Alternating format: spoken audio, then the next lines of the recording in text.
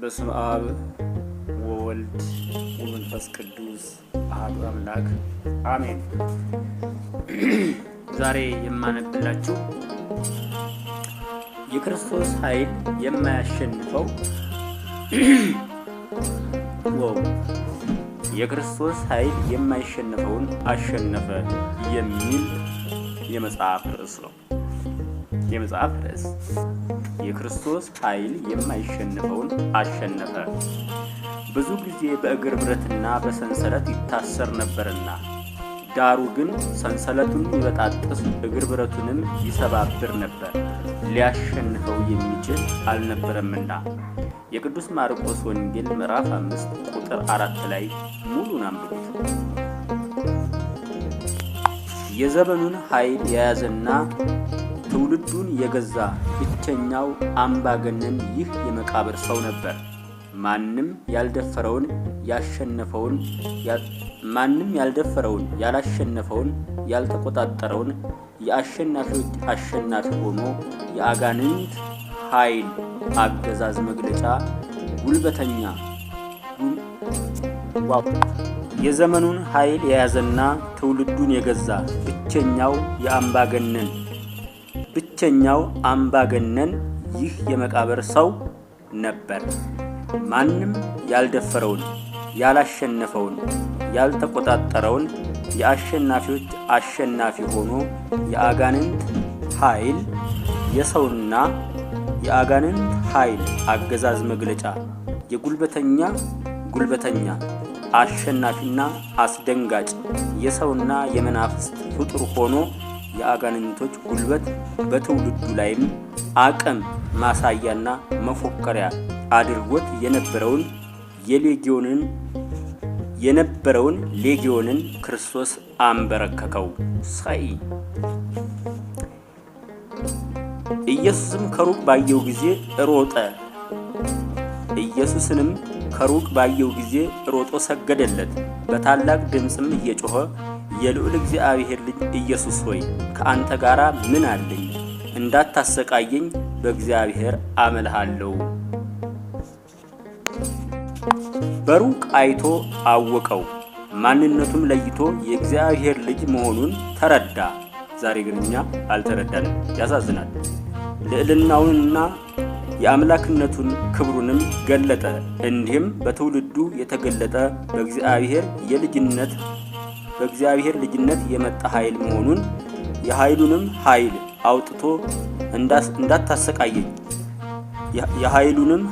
አውጥቶ እንዳታሰቃየኝ በማለት ለመነ። ዛሬ ምን ስልጣን አለው እንላለን? እግዚአብሔር ልጁን ለሰው ልጆች መዳን ይሰጥ ዘንድ መልአኩንም ገለጸ። ስሙንም ከዚህ በፊት ሳይሰማውና ሳያውቀው ከጌርጌሴኖን ባለጸጋዎች ተሽሎ ኢየሱስ ብሎ መጥራቱን ከፊቱ ተደፍቶ በፍርሃትና በረዓድ እየተንቀጠቀጠ ሰገደለት። ዲያብሎስ በሌጊዮን ሰውየው ላይ ያለው ማለት ነው። ማንም የማይችለውና ምንም የማያሸንፈው ጉልበተኛ አምባገነን በክርስቶስ እግር ስር ወደቀ። ዛሬ ሲወድቅ ጠንቋይ ነው፣ ማተተኛ ነው ምናምን። ታዲያ እንዴት ነው ጎበዝ? ምናችሁን ነው የሚያማችሁ? ግን መጽሐፍ ቅዱስ ይዛችሁ እውነቱ የተሸፈነባችሁ ስማ የተባለው አልሰማም ብላችሁ የተባለውን አናይም ብላችሁ የቆማችሁ ምን እያደረጋችሁ ነው?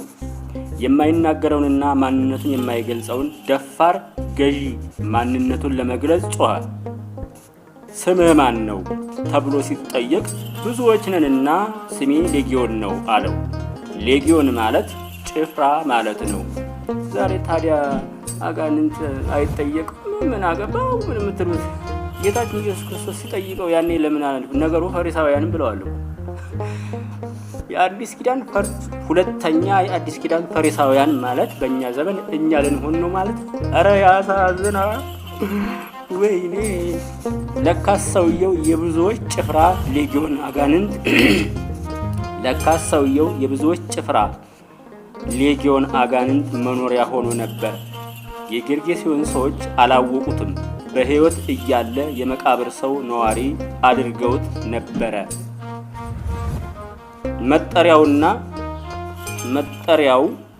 መጠሪያውና መታወቂያው በሰው መቃብር ላይ የሚኖር የመቃብር ሰው ነበረ። ያሳዝናል። አንተ እርኩስ መንፈስ ከዚህ ውጣ፣ አንተ እርኩስ መንፈስ ከዚህ ሰው ውጣ ብሎ አዘዘው። የሌጊዮን መንፈስ እርኩስ ነበር።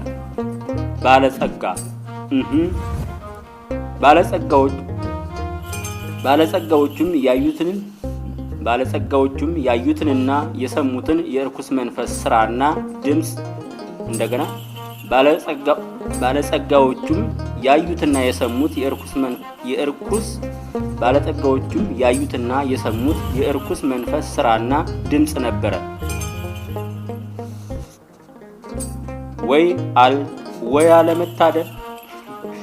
ወይ አለመታደል ብዙዎች እንዲሆንን፣ ወይ አለመታደል ብዙዎች እንደዚህ ነን። ሰዎችን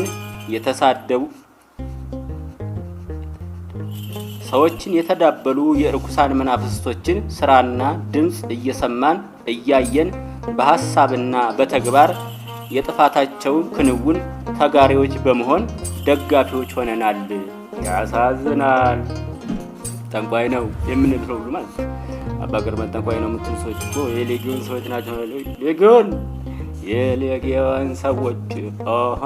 የሌጊዮን ሰዎች ዛሬው ከተማችንና መንደራችን በሌባና በዝሙት በምቀኛ በጋንግስተር ተወሮ ነጠላለው ወደ ቤተክርስቲያን፣ ከቤተክርስቲያን ደግሞ ወደ ዝርፊያ፣ ከቤተክርስቲያን ውስጥ መጥቶ የደካማዎችን ስልክ መድኃኒት ሳይቀር ይዘረፉ። የስኳር በሽተኛ መጥተው ሞባይላቸውንም ገንዘባቸውንም ቦርሳውን ጠቅልለው ሄደው ኧረ እባካችሁ መድኃኒቴን እንኳን መልሱልኝ ሲባል በስውር አንጥተው ወድቆ ተገኘ ተባለ። ይህ እንግዲህ የቤተክርስቲያን ውስጥ ነው። ምንድነው የምናምነው? ከሌጊዮን ሰዎች በምንድነው የምንለየው? አይዶን ነው። ሌጊዮን ከ5500 ዘመን በኋላ ውጣ የሚል የአሸናፊዎች አሸናፊ የጌቶች ጌታ በእግዚአብሔርና በሰው ልጅነት በተዋህዶ ሥጋ ተገለጠ። ለዘመናት በጭካኔ አገዛዝ የገዛውን ሌጊዮንን ውጣ ብሎ አዘዘው። ሳየኛ ጌታ ዛሬም ከኛ ውጣ በለልን። ከሰፈር ከልብ ከሰፈር ከከተማ ከሀገር ውጣ ይበልልን ጌታ። አሜን በሉ። እኔ የሚገርመኝ ደግሞ ክርስቲያንን ብለን መጾም፣ መጸለይ፣ መስገድ አለመቻላችን፣ ማስቀደስ አለመቻላችን ምናችን ነው? ክርስቲያን ታገኘ ቅዳሴ ተጀምሮ እስከሚጨርስ እያዛጋን የምንጨርስ፣ በእንቅልፍ እየተዳፋን በልዩ ልዩ ስሜቶች በዝሙት ሐሳብ አንድ ሰው ሊያስቀድስ ቤተ መቅደስ ቆሞ መርካቶን ስንቴ እንደሚዞረው በሐሳቡ አስባችሁ ታውቃላችሁ? መርካቶ እንግዲህ ቤተ መቅደስና መርካቶ ምን አገናኘው? ቤተ መቅደስ ቆመህ ልታስቀድስ መርካቶ ምን ታረጋለህ? አማይና አይደል? ቤተ መቅደስ ሆነህ ጸልየህ ብትወጣ ለስራ መርካቶ ትሄዳለህ። ቤተ መቅደስ ሆነ መርካቶ የምትሄደው በሐሳብ ምን ልታረግ ነው? አታምንም ማለት ነው። ባጭሩ ግልጽና ግልጽ ቋንቋ አዲስ አበባ ውስጥ በ40 በ50 ሺህ ብር ይገዛና ስልክ ሰርቆ ለአንዱ በ10 ሺህ ብር መሸጥ። ሆ ብለው ሌቦችን ደግፈው ለሌባና ለሌቦች የቆሙ ሰዎች ህጋዊ ነን። አቃቢ ሌባ፣ በሕክምና ቦታ ሌባ፣ በሃይማኖት አካባቢ በቤተ ክርስቲያን ሌባ፣ በመስጊዱ ሌባ፣ በቤተክርስቲያን ሌባ። አይገርማችሁ? እና ምንድነው የምናምነው? ዲያብሎስ በምን ይበልጣል? ወይ ከዲያብሎስ በምን እናንሳለን? እኛ ወይ እንበልጣለን ልበለው? አይሻላል እንበልጥ። ምክንያቱም እሱ አምኖ እየሰራ ነው። የሰው ልጆች ገደል ይዞ እየገባ ነው። አምኑ አገኛለሁ። ሰይጣን እንደ ስንዴ ወይም እንደ እንክርዳድ ሊያበጥራችሁ ለመነ። እኔ ስለ አንተ ስለ ሐዋርያቶች ያለው ጌታችን ኢየሱስ ክርስቶስ ይሄን ነው አይደል? እንደ ስንዴ ሊያበጥራቸው። ስንዴ ሲበጠር እንክርዳዱ እንዲወጣ ነው አይደል? ታዲያ አሁን ዛሬ እኛን አጋንንት ሲያበጥረን ማስቀደስ አቅቶን ስናዛጋ ኑሯችንን ማሸነፍ አቅቶን አንዱ የአንዱን እድል እየሰለበ መልኩ ሳይቀር ገንዘቡ፣ መልኩ፣ የሰው ተቀባይነቱ፣ የሰው መውደዱ ሁሉ ነገር አቅራቢ ሰይጣን ነበር። አማኝ ነን። አንዳንዶቹማ 3 ጎን ነው የሚሰሩት። እንዴ ምንድን ነው አይኔ አረግ ነው እየሰራችሁ ያላችሁ? አሁን በስመ አብ ወወልድ ወመንፈስ ቅዱስ አሐዱ አምላክ አሜን። ከሰማየ ሰማያት ወረደ፣ ወደ ሲኦል ሄደ፣ ከሲኦል ነፍሳትን ወደ ገነት አመጣ የሚል ትርጉም አለው መስቀል። ግን አንተ የሚል ሁሉ አለ እንጂ ምንድነው ይሄ? እንጂ አረቁ ማማኝ ነህ እንጂ ምንድነው ማመን ራሱ? አትስረቅ፣ አታመንዝር፣ አትግደል፣ እናት አባትን አክብር ማለት አትስረቅ፣ አታመንዝር ተብለን አስርቱን ቃላተ ወንጌል ማነው አስርቱን ትእዛዛት 6ቱን ቃላተ ወንጌል ተሰጥተን አንዱንም ሳንተገብር ባለ ሃይማኖት ነን። ምንድነው ሃይማኖት? እግዚአብሔር ከሰማያ ሰማያት ወርዶ ሊያድነን ሞተ። እኛ ሰው ተገደልን ገድለን ነው የምናድነው ወይስ ሞተን ነው?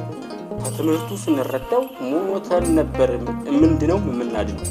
ክርስቶስን አርአያ ያደረገ ክፉን በክፉ አትመልሱ፣ ይህን ሲመታ ይህን ስጥ፣ ሰዓት ስለሌለኝ ነው ወከፉ ከበርኩባቸው፣ ለአሳዳጅ ጸልይ፣ ክፉን በክፉ አትመልስ የተባለው ለአማኙ ለክርስቲያን ነበረ። ግን ዛሬ እኛ የለንበትም። ያሳዝናል። አመሰግናለሁ። ለዛሬ በቃ